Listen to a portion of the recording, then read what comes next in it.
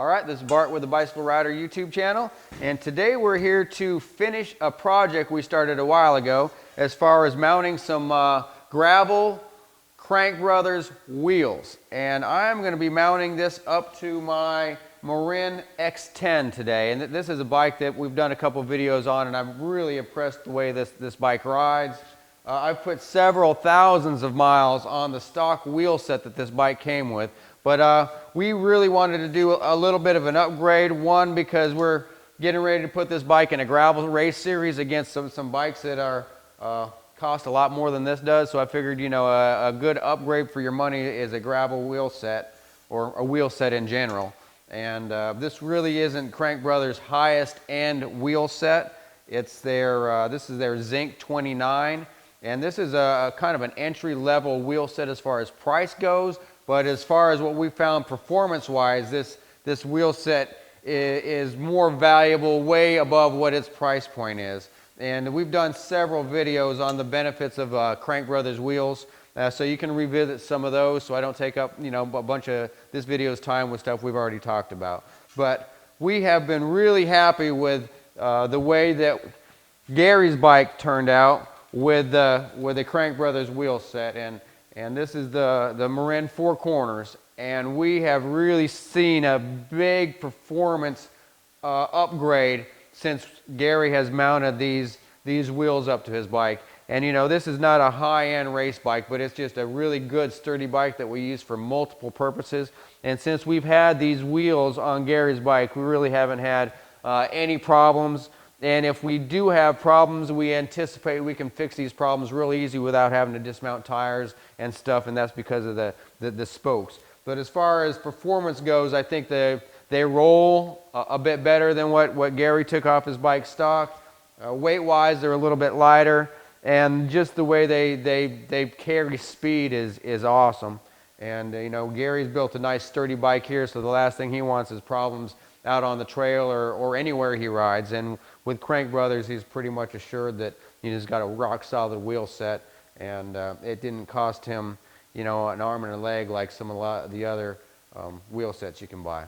So real quick on my bike, I think in the first video we mentioned that when you buy a set of Crank Brothers wheel set, it comes with several accessories, and you really don't have to buy anything else depending on what kind of configuration you have. And we found that to not be completely true. We didn't realize it in the beginning, but Crank Brothers is pretty nice that they put different end caps to mate to different configurations of bike or wheel. And they sent an end cap for the regular skewered wheel, if you have a skewered rather than a through axle. And they also come stock if you have a 15 millimeter axle. There's nothing you have to change. So if you have a skewer or a 15 millimeter through axle, you're good to go. But on my Marin X10, I have to convert the 15 to a 12. And you know, Gary will correct me if I'm saying that wrong, because just on the front. Okay, so and I had to buy a special adapter from Crank Brothers that came with a kit, and I can't seem to find it here at the moment, but we do have it, and I've got to actually change the axle piece, which Crank Brothers told me is going to be pretty easy to do. So we're going to put that on film and just see how easy it is. And that's going to convert my 15 to a 12. And then I should be able to mount these wheels up no problem. So this is just an overview of the project we're getting ready to dive into. And like I said, we've done a lot of the bits and pieces in other videos, so you can look at our YouTube channel if you've got any questions on end caps or anything like that. And you should be able to follow the easy instructions. We did have to buy a couple spacers, and I think they were minimal in cost. And Gary can put the chart of the spacer conversions as well. And that's because I'm running a 10-speed gear and an 11-speed Shimano or SRAM, you know, hub body.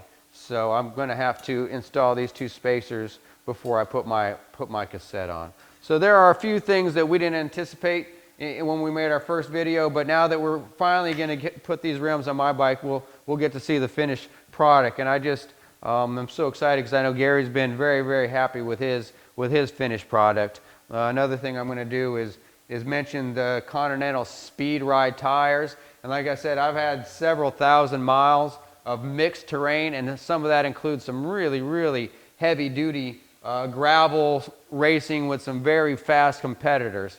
And these tires have really seemed to work well. You can see my bike is not sparkling clean because I ride this bike quite a bit. I go everything from racing gravel to it, doing group rides on it. Like last night I led a group ride through Biloxi, Mississippi on this bike, and tomorrow I'm going to put it out on the gravel. So this bike really does many things, and it seems like these Continental Speed Ride tires really work well. So I'm going to go ahead and mount some of these up to the new wheels. And just to let everybody know, it is a 700 by 42C, and when I put the caliper on, I could see on the stock rims it actually measures 40.